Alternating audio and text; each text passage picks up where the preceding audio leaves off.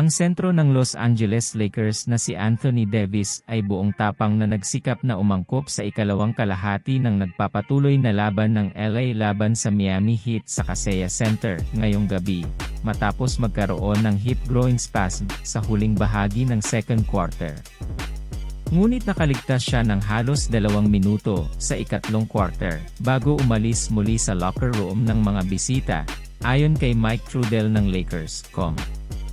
Ang pinakamababang sweldong reserbang power forward center, na si Christian Wood, na umunlad sa tabi ng The Bros sa jumbo-sized na Darvin Ham lineups na ngayong season, ay pumasok para sa max-salaried starting 5 ng LA.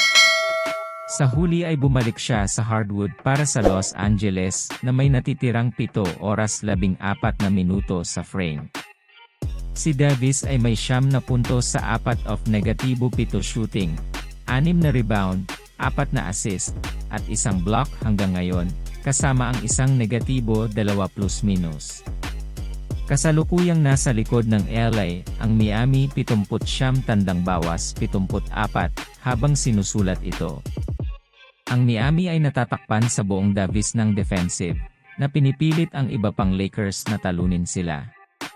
Ang katapat ng Bros Heat sa gitna, si All-Star Bam Adebayo, ay may 18 puntos, 12 rebounds, 8 assists na.